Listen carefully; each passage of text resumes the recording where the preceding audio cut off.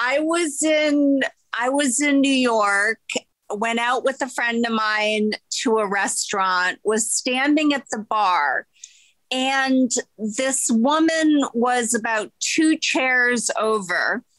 And I just got an image of a photograph of a young man, very clearly, like it was like a face shot, very handsome.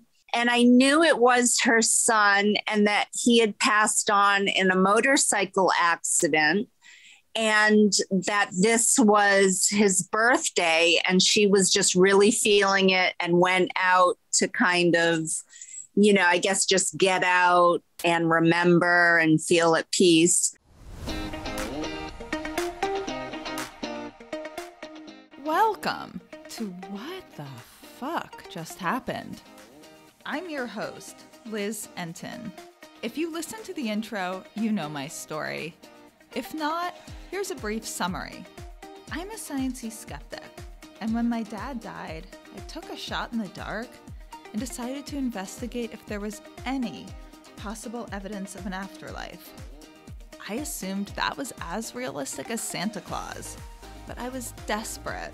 However, I was so blown away by what I discovered that I wrote a book and launched this podcast.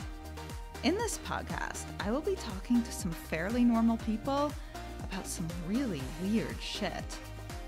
I speak with everyone from psychic mediums and afterlife researchers to ordinary people who've had some inexplicable experiences.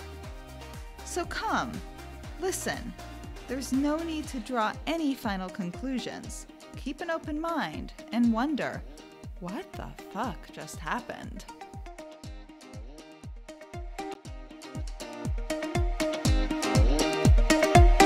Hi, so I'm so excited. I'm speaking with psychic medium or medium intuitive, Lynn Miller. She will introduce herself better than I just did. So go ahead, Lynn. Hi, everybody. My name's Lynn Miller. I'm an intuitive medium, and I've been practicing professionally. Wow, it's been 30 years. So there you go.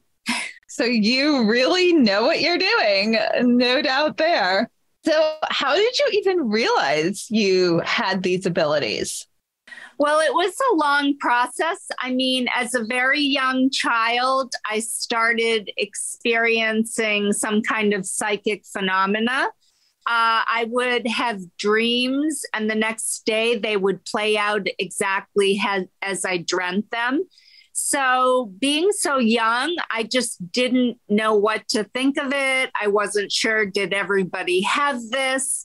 So for me, it was a really long process. It wasn't until my late teens, early 20s that I sort of understood it and embraced it. I had a near-death experience at 20, and that sort of propelled me more into mediumship. If you're comfortable talking about it, what happened with your near-death experience? Yeah, I almost drowned. So I was 20 years old and I flatlined. It's my understanding it was a couple of minutes.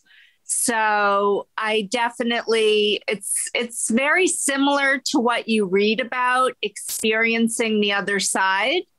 And it was the most incredible, beautiful place of love, of peace. And I just remember not wanting to go back, but there was this message like, it's not your time, you have to go back. So after that, all of a sudden I would be standing next to people and get images, names, dates of somebody that had passed on. So it was mind-blowing. And you hadn't gotten that before your near-death experience? Not really. I mean, I had seen spirits as a young child. I did have one instance where I knew a neighbor of mine would pass on, but it wasn't specifically, the mediumship. It wasn't as in depth until after my near death.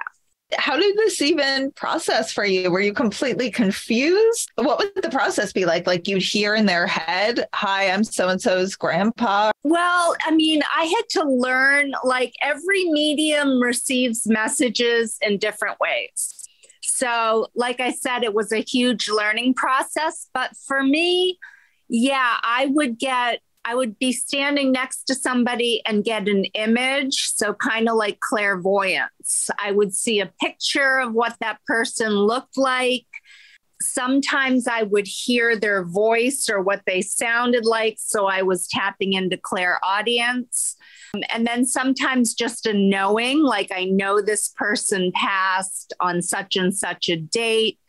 So, needless to say, in my 20s, I really didn't tell anybody except my friends. My friends knew I did this, but I was perplexed. It freaked me out. I mean, it was just mind blowing. Yeah. How did your friends respond to this when you told them? My friends were so open and they always wanted readings. And I'm very good with the psychic aspect as well. So that's been one of my fortes, kind of seeing the future with very specific names and dates. So my friends would come to me for readings and I always gave them readings. They would always come back with feedback like, oh my God, that happened. I can't believe it, So there you go. First, I wouldn't mind backing up. If you're comfortable talking about it, we'll stop if you're not. But about the near-death experience, did you see loved ones? At that point in my life, I hadn't really had anyone close to me pass over. I did see, however, people on the other side that I felt like I knew, but I didn't know them in this incarnation. But it was a very loving group of people, very welcoming. A lot of them were older, and I could just tell they were very wise. The only way to explain it is I knew them. I felt very comfortable, but I wouldn't know them here. Sometimes you'll even meet someone here and you're like, oh my God, I feel like I've known them my whole life, but you can't explain it. It's like a comfort sometimes, inexplicably. Absolutely. That's exactly what it was. Yeah. Did it feel different than being a person and in your body? Did you feel sensations? The best way to describe it is euphoria, a lighter sense, like the body was not as constricted. There was really communication was not through speaking. It was just a knowing and looking at somebody, and then you would kind of hear it internally, kind of like how a medium works, which is really interesting. Everything's lighter, just sense of peace, complete love. Everything was more vibrant, like colors, sounds, and you sort of had a sense that time did not exist, or there was a different time, sort of, I don't know, different time frames. Are you able to explain that about time, or is it inexplicable? It's kind of, I've pondered this for 30 years, trying to figure it out. All I can say about that is like time doesn't exist over there like it exists here. Things move more quickly. That's honestly, it still perplexes me. It's pretty incomprehensible to us here. And then you didn't want to come back. Were you given a choice to come back or not? I know some people are. No, I definitely was not given a choice. The overwhelming feeling, it was an overwhelming feeling of wanting to stay, but I was told clearly, like, it's not your time. And then I sort of transported, it was like being sucked into a vacuum back into my body. And then you came back. I'm sure there was a lot of processing of that. You always had dreams that predicted the future as a kid. And then suddenly you'd be standing by somebody and know things. Do you remember the first time that happened? I do. I was in New York, went out with a friend of mine to a restaurant, was standing at the bar. And this woman was about 2 chairs over.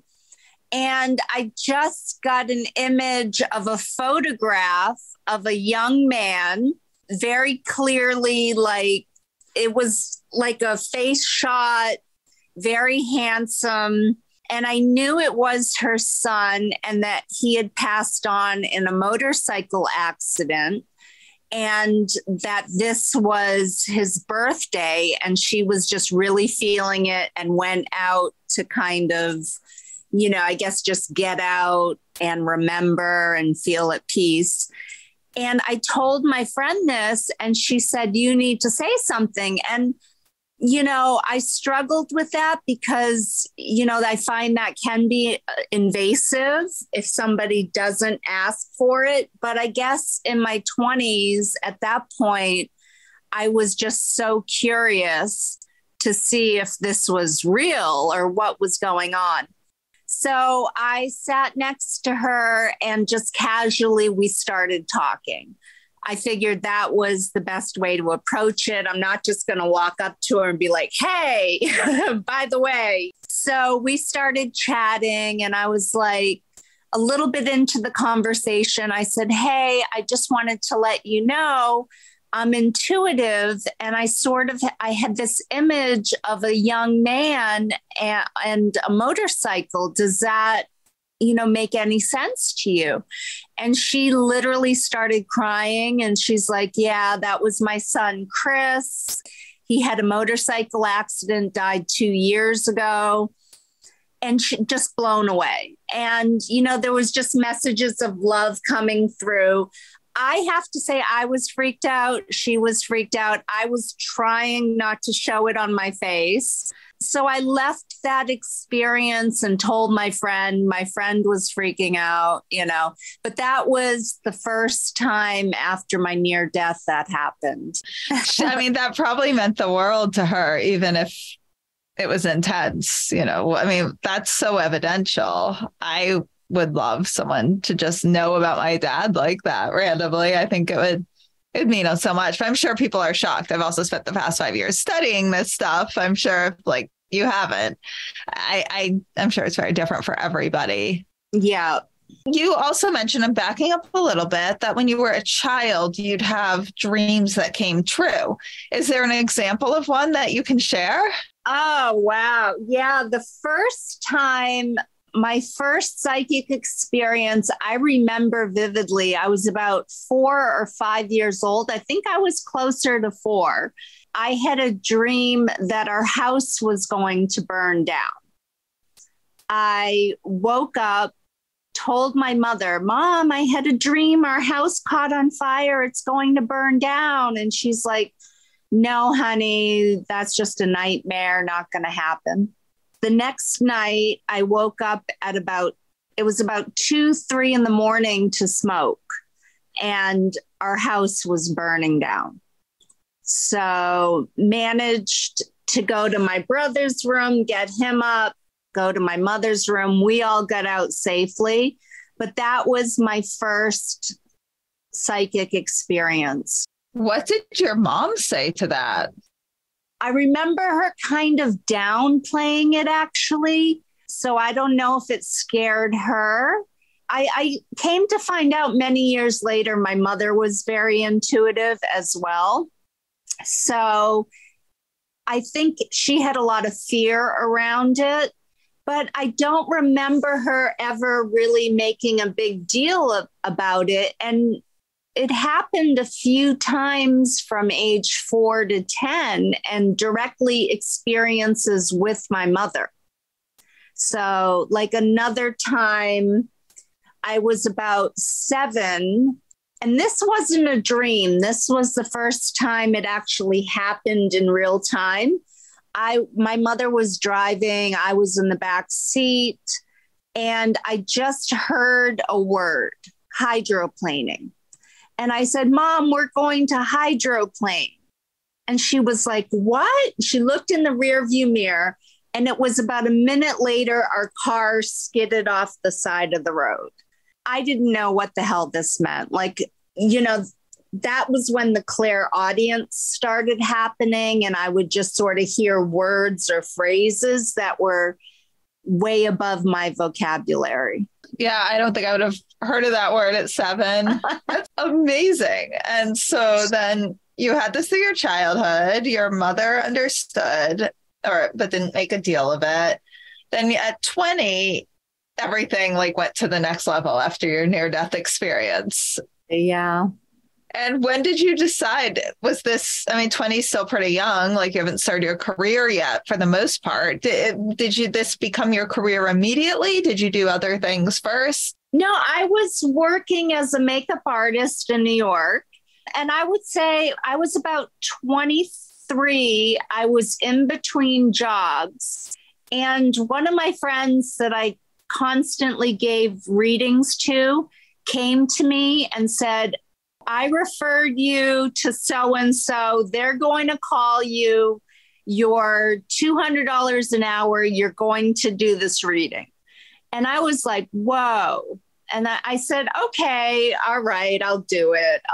So I remember being very nervous. It was my first kind of, I guess, official reading. I gave the reading to the client.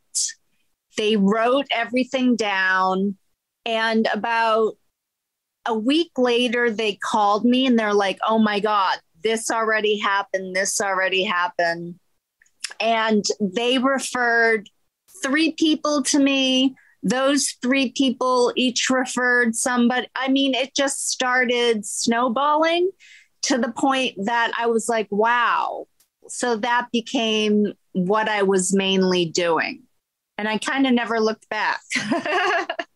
I can imagine. I think if I had those abilities, it would just be so, I'd want to do it if I could.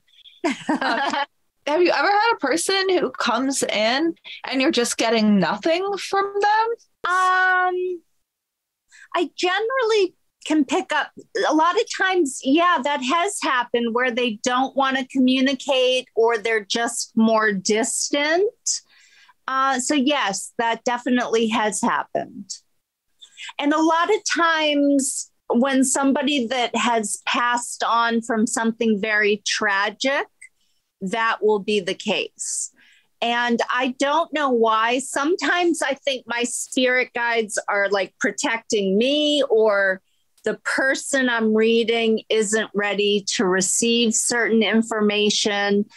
I don't know 100% why, but yes, that has happened. I sometimes wonder if there are mediums on the other side who help those who've passed away communicate, or if there is some on the other side who are really good at communicating with mediums or sending signs to their loved ones, and some that are just not good at it, just the same as here. There are people with all sorts of varying abilities. Absolutely. Yeah, that makes total sense. I've often thought, and I kind of call them spirit guides. That's what I consider spirit guides to be. They kind of step in and intermediate, whatever communication is going on. Now, do you have your own spirit guides that always help you with readings, or does each person's who you're reading, do they have their spirit guides that come in during readings and help? Both. And I can usually tell if it's mine or it's somebody new. It's like meeting people here on Earth. When you meet somebody new and people you've been around, you learn how they kind of communicate on the other side. So I've got one spirit guide that's kind of mischievous and very direct and blunt. So I have to be careful when I deliver my readings, not to do it verbatim. Oh my God. If you do one with me with a spirit guide, do it verbatim. I probably would find it fun. But yeah, probably clients, also deep grief. You probably want something gentle, early grief. What does giving a reading feel like to you? Like, let's say you were giving me a reading. Would you see my dad sitting next to you, just talking to you, saying, I remember this time with Liz? Like, how is it when you're communicating with someone who's passed away? I definitely get a lot of clairvoyance. So I definitely see a lot of images. It's not like they're sitting right next. Sometimes they'll come, like I'll get an image of the person I'm reading and I'll see them together. But usually they show me places they've been. So I'll get images of locations, images of things they used to do together, like activities, events. So I flip between a lot of clairvoyance and a lot of clairaudience. I'll hear them. I'll hear their mannerisms, what their voice sounded like, their accents. And it's funny because I've given readings to people that speak other languages that I've never spoken, and I will get information in their language. You'll be hearing words that you have no idea what they mean, and you'll say them to the person. Is that how it is? Absolutely. Yeah. Like when I was married, I had a dream, and my ex is Persian. I had a dream of an older man that came to me and said, half set noon panj. I had no idea what this meant. I woke up, asked my husband at the time, like, hey, what does that mean? And he's like, 7 or 5. What was it? Wait, half set noon panj. 7/19/2005 or 05. And he's like, well, maybe that's the lottery numbers, Hey, great. Let's hope. It sounds like my grandfather.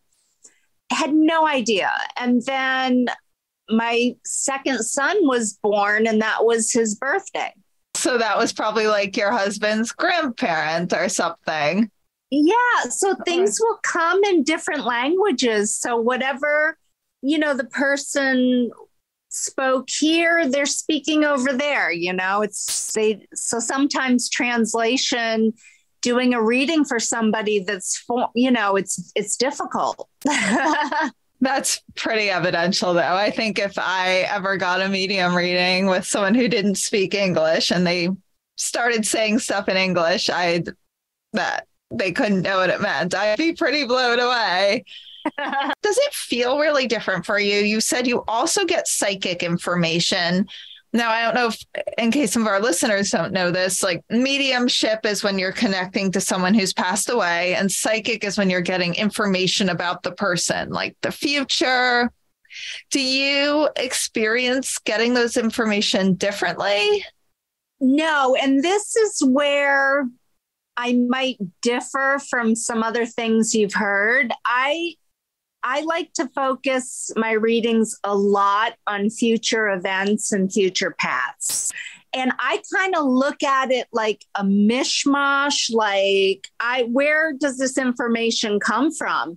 And I find a lot of times when I'm in my psychic kind of zone, I'm still receiving messages from the other side. And a lot of times these messages come from loved ones. Like I'll be, saying I'm seeing this event in the future, or this name. By the way, Grandma Jean just came in and said this, this, and this. So for me, it's like kind of a mixture. I can kind of flip back and forth between the two. Okay, so it kind of all feels the same. And you think a lot of the future is being told by their loved ones rather than you downloading it in some way that I can't even begin to understand. Yeah, it's either sometimes it's their loved ones, or I just call them my spirit guides, whatever that connecting force is that, psychics and mediums have. It's like a line. We're connected to something and getting information. So it's just like downloading. Like the cloud. Exactly. Now, so you get so much on future then. And But I always wonder if psychic mediums can read the future. Do we have control over changing the future? Is it written in stone? I think there are so many different paths we can take. And when I do the psychic work, like there's different vibrational levels.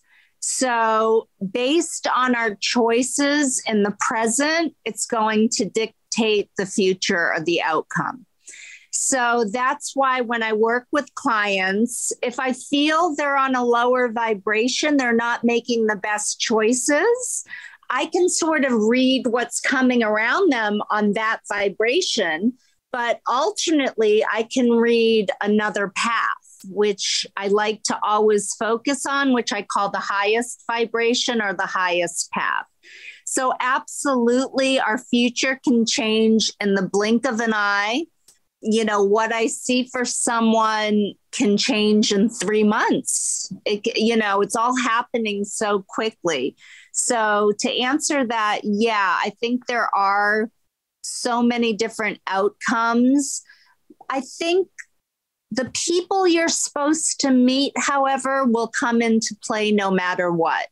And then I go back to a time thing. I think on different paths, we move the timeline. But I think ultimately there are certain people that will definitely come into our lives no matter what path or timeline you're on. I question the whole death thing. That's something I've struggled with. Like, is that a definite time? I'm not sure on that. Meaning, do we have any control at all when we die versus not? Exactly. That's something I've struggled with and wish I had the answer for, because I think there's many opportunities for us to pass over if we're not making the right choices. And I don't think death is a definite time. That's the best I can say about that. It's not something that I've been given the information on. Do you ever get information on death? Like you might get something like, if you keep living this destructively, you will pass away in 3 years of whatever way, or you'll live another 20 years. Exactly. And you have the choice if you take care of yourself in XYZ. Exactly. You just explained it perfectly. Based on the person's actions, how they're living, and that can be shifted and that can be changed and expand the lifeline. Yes.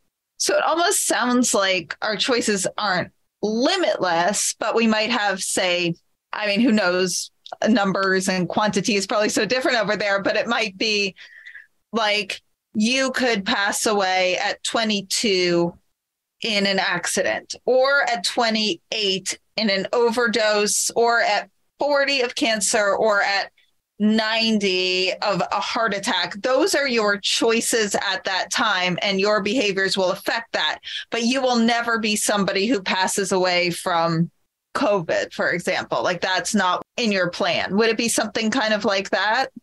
Yeah, I've heard a theory before, and I tend to agree with it. I think, there's many incarnations, and I think before we're born, we have an agreement.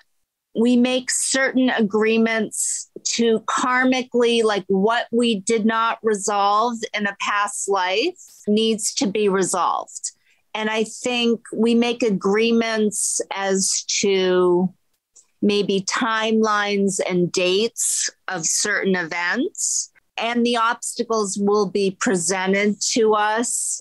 And it's our job to either overcome them or relive the karma. And what makes you think this? Where are you getting that?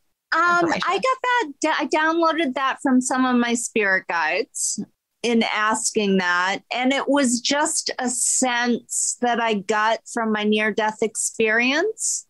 Kind of like when they said it's not your time. I felt like, yeah, there's certain things we don't have choices over that are just sort of dictated to us. So then, because you've also had near-death experience, I know a lot of people who've come back here say they were given a choice to come back. And then there's a lot of grieving people who are like, well, why did my person not choose to come back? So they very likely might not have had the choice. That even if they were young, they might have said, this is your time. You can't come back. Exactly. Yes. Okay. Well, hopefully if anyone's there wondering, why did my person choose to not come back? I know when I started reading a lot about near-death experiences, I was like, wait, what the fuck? Could my dad have had a choice? And he's like, screw my daughter. Like, I like it better there. I'll make her, so she can cope, And so I was so upset when I was wondering if he could have had the choice, but very likely, we don't know for sure because they haven't come back to tell us, but very likely people had no choice when they pass away, the way we hear of near-death experiencers having a choice. So if you're able to share, what is one of the craziest predictions you've made recently that did end up coming true, either in a reading or just anything that pops into your mind that you're like, I can't believe that turned out to be true? There's so many. I mean, a specific reading that sticks out to me, it was a number of years ago. It was actually for a television project I was working on. We went to a house where this woman was murdered. And, as TV goes, we did a reading and then they're like, okay, that's a wrap. And I just felt so horribly. The family was kind of left hanging. It was very quick. It wasn't that lengthy. I went home and I just kept getting images of this woman. She came in my apartment. She would not let it go. She's like, you have to come back. You have to come back and talk to my family. She's like, there's things you need to know. Would not let it rest. I dreamt it and it was like she followed me home. It was like I could not get rid of her. I smelled gardenia in my apartment. I'm like, why am I smelling gardenia? Turns out that was her favorite fragrance and she had gardenias in the garden. So I decided to go back to the family on my own time because I just knew something was unfinished. And I went back, did a reading. I mean, and it just, everything that came through factually, the family, it was very cathartic for them. But she told me, one of the killers was not, and this was a fact, the police said they didn't apprehend everybody. So she said, go look in the car. Go look in the car. And I just asked the daughter, I said, do you mind if I go look in the car? She's telling me they missed something. So I went in the car, was looking around, I pulled up the carpet and I found a bunch of drug paraphernalia. So reported this to the police. The police came. Anyways, apparently it led to them apprehending another suspect. So that one reading really sticks out to me, and that was about 13 years ago. But then there's your everyday readings where, people, they just come through with confirmation and it just gives people closure. And, it's like talking to somebody on the phone. They get to speak to their loved one for one last time. And you had mentioned too, you were talking about time and choices and people are on lower vibrations, maybe not making the best choices. How do we know we're there? And how do we get ourselves to the highest vibration? Well, if you just feel, obviously there's depression, there's things that go on in our lives that are out of our control, like things happen, stresses. When we're experiencing a lot of stress, our body can break down.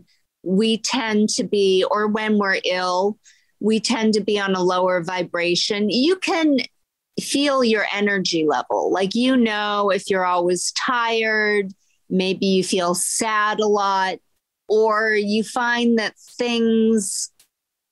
I find people that are on lower, like things aren't happening. You might just feel stagnant, like nothing's going on. I don't feel like I'm moving, I'm progressing. Or you may have a lot of people around you that are seemingly somewhat negative. They're diminishing your vibration as well. Maybe you're not making the right choices.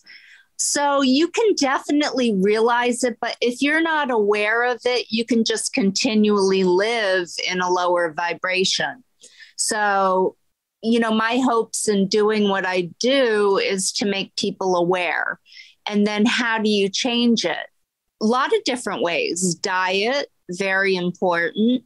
Our diet has directly related to our energy levels. So what you put in your body, meditation, yoga, exercise. You know, I always say these are the best way to kind of get the motor running again, raise the vibration.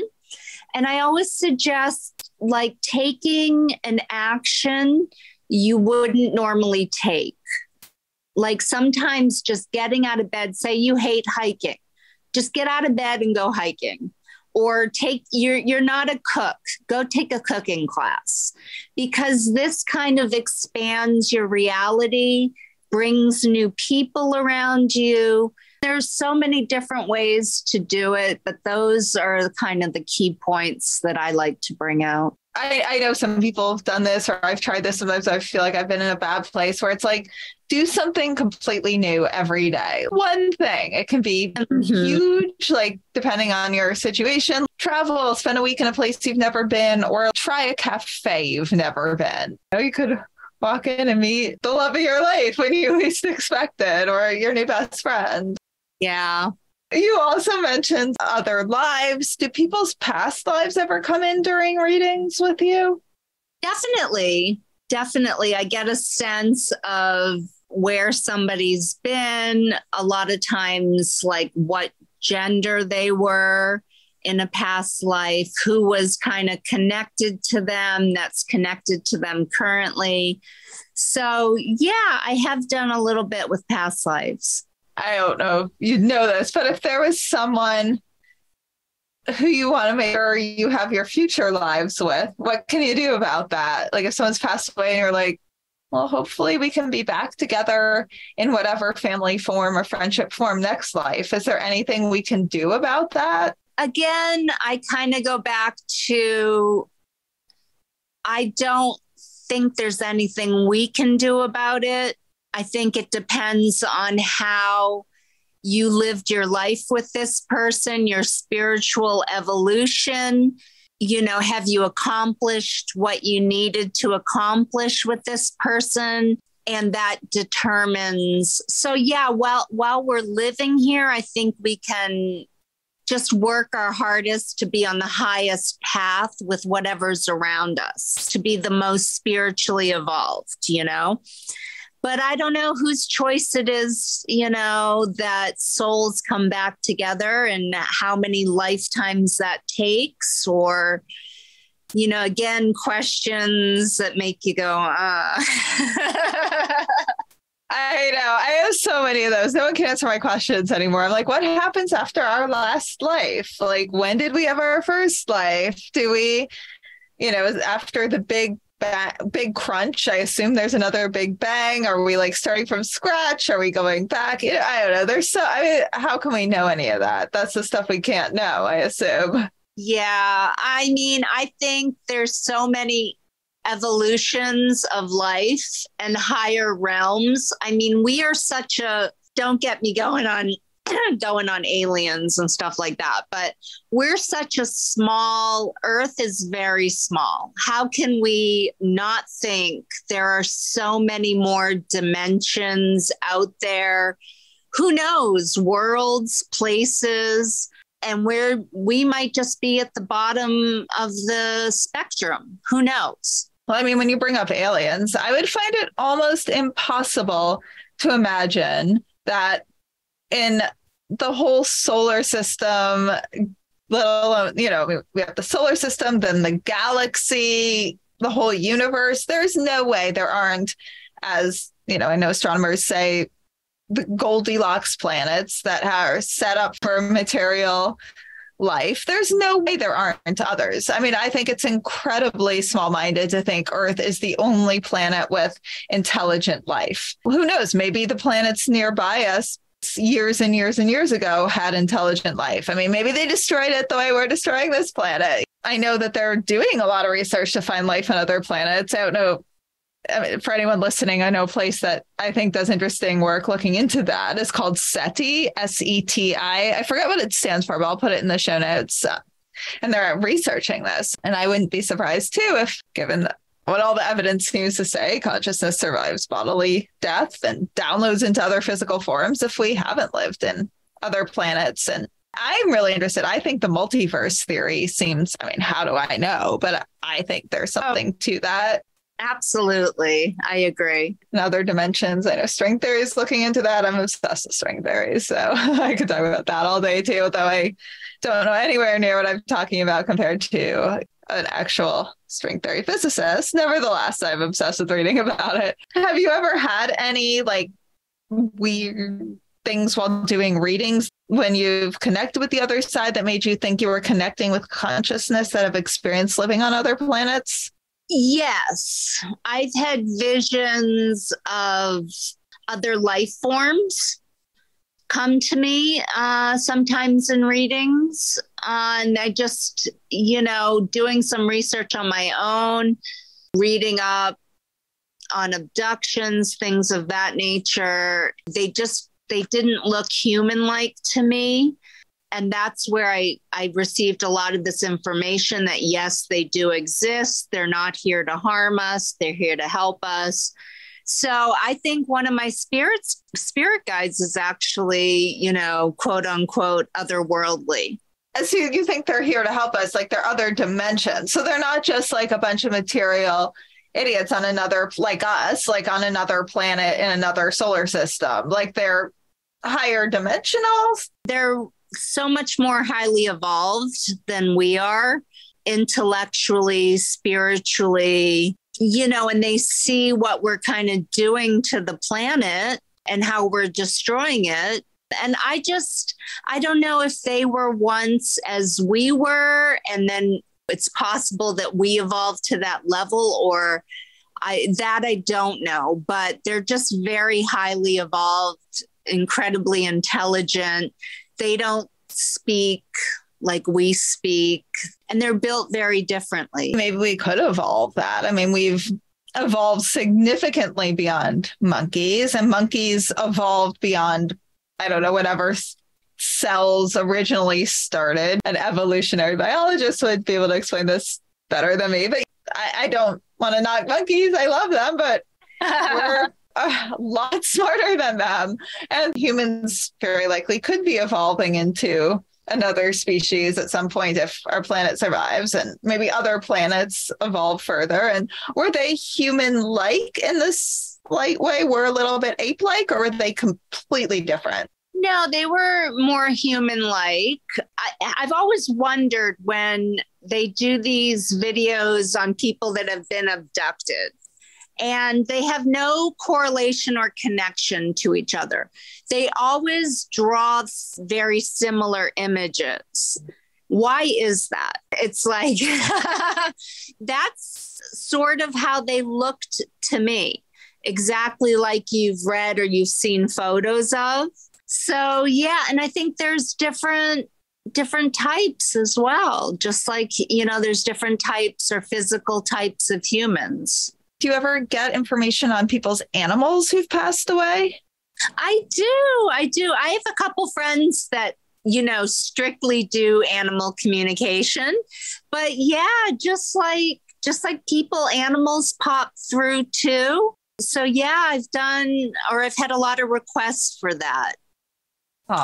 Yeah, I know people sometimes worry if their animals will be there on the other side when they pass, if animals survive bodily death. And as well, I mean, I would think they would if consciousness is a cloud downloaded by material bodies. Why would a dog not operate that way? We either operate that way or we don't. Well, I think animals are actually somewhat more highly evolved than we are. It's all unconditional love. Their senses are so acute. So in many ways, they're on the evolution. They're very evolved. What advice do you have for people who want to connect on their own with their loved ones? People who aren't mediums, who would like to feel connected to those they love who've passed? I believe everybody has the capability to tune in and to connect. It's definitely a skill, but it's like anything else. Sometimes you're just born a really good piano player, or you can study it. So for people that aren't doing this professionally or just the average person, I would suggest, opening a channel first. So meditating clearly helps, especially that time right when you go to sleep in the evening, when you're in between states, or when you wake up in the morning and you're just, you're in that kind of groggy, kind of in between state. That's a good time to meditate. Sound vibrations, asking the universe to show you signs to bring your loved one through, and just really opening your mind. So meditation is definitely, I would say, the key. And spirits will come through in many different ways. So if your loved one was somebody that loved music, listen and pay attention more to music around you. Oftentimes they'll come through and you'll notice like the same song that person loved keeps playing, keeps coming up everywhere you go. If your loved one was into nature, oftentimes you'll notice animals or nature around you shifting. So you can try to tune into what their likes were and sort of focus there, and mainly through meditation and just really paying attention to how you receive things. Are you getting images? Are you sort of feeling them? Sometimes you'll smell a loved one, like a certain fragrance they wore. So yeah, everybody can definitely do this for sure. Lastly, what would you say is the strongest evidence of an afterlife and that we survive death that you've seen? Not hope, but actual tangible evidence. Oh, wow. I ask the easy questions. I would say you look at child prodigies. There are kids that are 2-3 years old, raised in poverty, speak 9 languages fluently without ever hearing that language, or can play music like the greatest, never having a music lesson. I think that's direct evidence to past lives and being connected. For me, that's the strongest evidence. Thank you so much. So I'm going to ask, where can our listeners find you and follow you, or book a reading, or follow your social? Yeah, the best way is my website. It's just lynnmillerpsychic.com. And all my information's on there. And it's also Lynn Miller Psychic on Instagram, and as well as Facebook. Great. Thank you so much. Thank you, Liz. It's been great. To get more information on what the fuck just happened, go to WTFJustHappened.net. There you can order my book, What the Fuck Just Happened? A Sciencey Skeptic Explores Grief, Healing, and Evidence of an Afterlife. And you can learn all about how I came to conclude that there most likely is an afterlife. You can also learn about the early stages of my grief and the amazing, fascinating people I met along the way. You can also read about how much I harassed them trying to get evidence, see if they were cheating, and see if they were sane. There, you can subscribe to our newsletter. If you enjoyed this episode, please rate and review us wherever you get your podcasts. It makes such a difference, especially for a new podcast like this one. And if any of you have had a crazy what the fuck yourself, have any questions, feedback, or just want to say hi, reach out on either Instagram at WTF_just_happened_ or email me at hello@WTFJustHappened.net. And remember, you don't have to draw any final conclusions as you wonder what the fuck just happened.